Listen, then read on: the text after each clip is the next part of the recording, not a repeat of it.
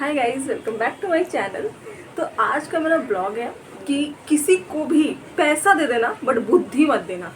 I repeat, किसी को भी आज के समय में पैसा दे दो, बुद्धि मत दो, ज्ञान मत दो, उसको सिखाओ मत कि कैसे कर सकता है, क्या कर सकता है, कभी भी मत।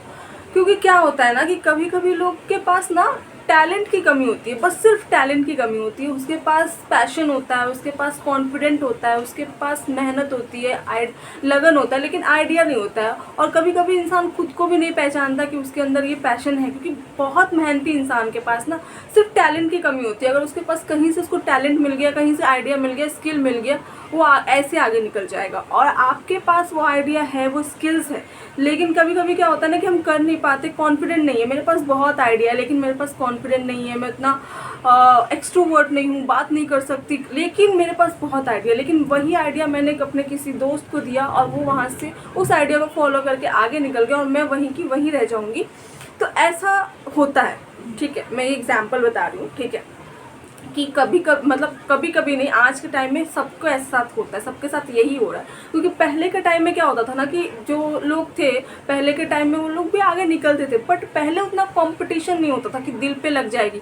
अभी क्या है ना कि हर एक बंदा कंपटीशन कर रहा है और सब कुछ ना दिखता है, ऐसे इंस्टाग्राम, फेसबुक, यूट्यूब सब जगह दिखता है कि कौन कहाँ पे है, क्या कर रहा है। तो उस समय जो आपको चोट पहुंचेगी ना, क्योंकि क्या है ना, पहले के लोग थोड़ा सा दिल के अच्छे होते थे, बट आज के समय में लोग बिल्कुल भी दिल के अच्छे नहीं। आपका आइडिया लेके आगे निकल जाएंगे और आपको ऐसे ऐसे इग्नोर करेंगे जैसे जानते ही नहीं है, पहचानते ही नहीं है। आपके वजह से वो आगे बढ़े, आपकी वजह से, लेकिन क्रेडिट तो दूर की बात है, वो आपको हेल्प भी नहीं करेंगे आगे बढ़ने में, मोटिवेट करने में, या आपको सहारा देने में, या आपको ऊपर तक लाने में हेल्प नहीं करेंगे। तो इसीलिए किसी को भी पैसे दे दो, ज्ञान मत दो। तुम्हें अगर दिख रहा है कि सामने वाला ये करेगा तो वो बेटर हो सकता है, निकल जाएगा, मत बताओ।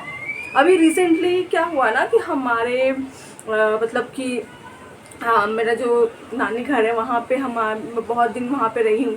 जब मेरा स्कूल कॉलेज हुआ करता था तो मैं वहाँ रहती थी। तो मैंने देखा, रिसेंटली अभी वहाँ पे गई तो मैंने देखा वही सेम आंटी। जब मैं स्कूल में हुआ करती थी तो मैं अपने नानी घर जाती थी, तो मैंने वहाँ देखती थी कि एक आंटी थी, पड़ोस वाली आंटी थी, उन्होंने अपने ही बिल्डिंग के नीचे, मतलब अपने ही आसपास एक पार्लर खोल रखा था, ठीक है। तो वो जो थी, पूरे फैमिली में, उनके पूरे फैमिली में कोई ऐसा नहीं था कि जो पढ़ा लिखा है, या फिर मतलब वुमेन जो औरत है वो पढ़ी लिखी है, काम करती है, एजुकेटेड नहीं, लेकिन वो अकेली जो थी, सिंगल लेडी थी, जो एजुकेटेड थी, थोड़ा वर्किंग वुमेन बनना चाहती थी। तो उन्होंने अपने ही एरिया में एक पार्लर खोला था और वो उसको चलाती थी और बहुत अच्छा चलता था, क्योंकि पूरे एरिया में उनका ही पार्लर था, सब लोग उनके पास आते थे। फिर अचानक से कोरोना आया, कोरोना में सब कुछ बंद हो गया था, बट पार्लर खुला हुआ था। मतलब कि वो एक फेज जाने के बाद पार्लर खुल गया था, क्योंकि ऑफ कोर्स लेडीज़ लोग को आईब्रो बनाना था, बाल कटवाने थे, अपर लिप्स बनवाने थे, कितना कुछ करवाना होता है, वैक्सिंग वगैरह। तो पार्लर क्या हो गया ना, पार्लर का जो बैक डोर था वो खोल दिया गया था, एक एक करके, मतलब 1 घंटे में, 2 घंटे में सिर्फ एक क्लाइंट को देखना था। तो इसके बीच में क्या हुआ कि मोहल्ले की एक और आंटी जो थी उनके साथ रहने लगी, क्योंकि उनका जॉब चला गया था।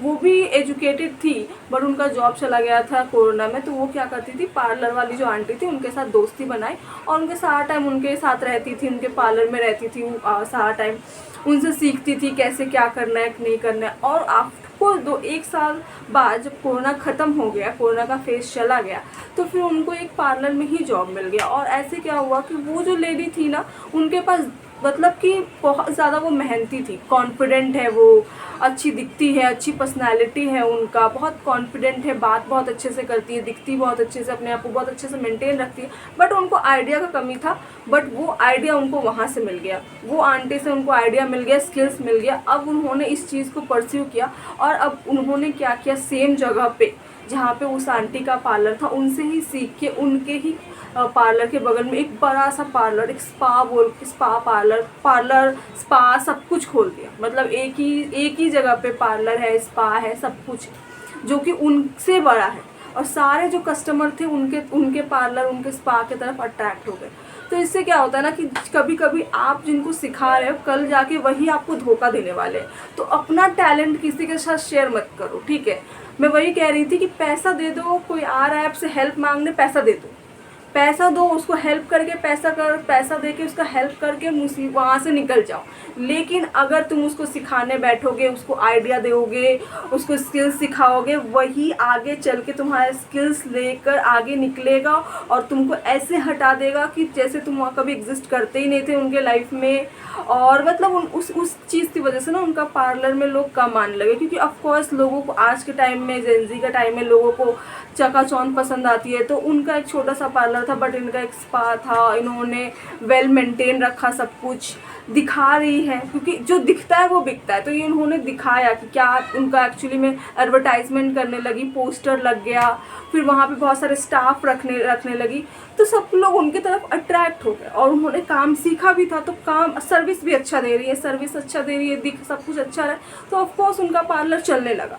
तो उसके बाद वो उस आंटी को ऐसे इग्नोर करती जैसे वो एग्जिस्ट ही नहीं करती।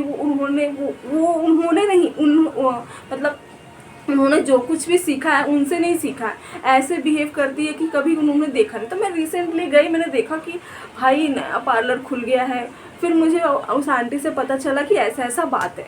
तो वो आंटी काफ़ी डिप्रेस थी कि उन्होंने जिसको सिखाया वही आगे बढ़ गया, और वो आगे बढ़ा, चलो ठीक है, लेकिन वो एटलीस्ट उनको बुला सकती थी अपने पार्लर के इनॉग्रेशन में, लेकिन वो उनको बुलाती नहीं है, उनको इग्नोर करती है, ऐसे बिहेव करती है कि पता नहीं कौन, जबकि उनके बीच में कोई झगड़ा नहीं है, कुछ नहीं, फिर भी।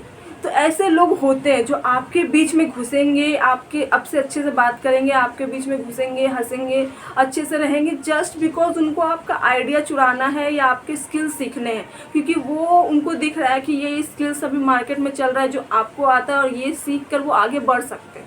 तो मेक श्योर कि तुम्हारे पास जो स्किल्स है, हाँ दुनिया को दिखाओ, ऑनलाइन दिखा रहे हो दुनिया को दिखाओ, लेकिन पर्सनली किसी को सिखाने मत जाओ, पर्सनली किसी को ट्रेन मत करो, पैसे लो उस चीज़ के, ठीक है। अगर वो आंटी जिन्होंने सिखाया, अगर वो थोड़ी सी ज़्यादा एडुकेटेड होती, थोड़ी सी टैलेंटेड होती, या उनको किसी ने बताया होता कि तुम इस चीज़ के चार्ज करो, जो तुम सिखा रही हो, ऐसे दोस्ती में सिखाया तुमने, वो चीज़ को तुम चार्ज कर सकती हो, तुम क्लास करवा सकती हो जिससे तुम अर्न कर सकती हो, तुम्हारा इंस्टीट्यूट हो जाता, तुम सिखाती, तुम इसके चार्ज करो। अगर आपके पास कोई टैलेंट है, कोई स्किल्स है, आप उसके चार्ज करो, आप उसको सिखाओ, इंस्टीट्यूट खोलो, अपना ऑनलाइन क्लासेस करवाओ, उसको सिखाओ, उसके चार्ज करो।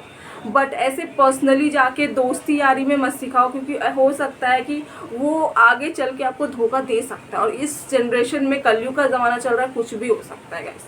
तो मैं फिर से रिपीट करूँगी कि किसी को भी पैसे दे दो, हेल्प कर दो, पैसे से हेल्प करो, किसी को ऊपर उठाने के लिए अपना टैलेंट उसमें मत डाल दो, पूरी की पूरी अपनी जितनी तुम्हारी टैलेंट है, जो जो सीखा है सब उसके अंदर भरने की कोशिश मत करो। आज के ज़माने में कोई भी अपना नहीं होता, सगा नहीं होता, अपने भी तो नहीं होते, दोस्त लोग को छोड़ ही दो। सो पैसे दो, टैलेंट मत दो।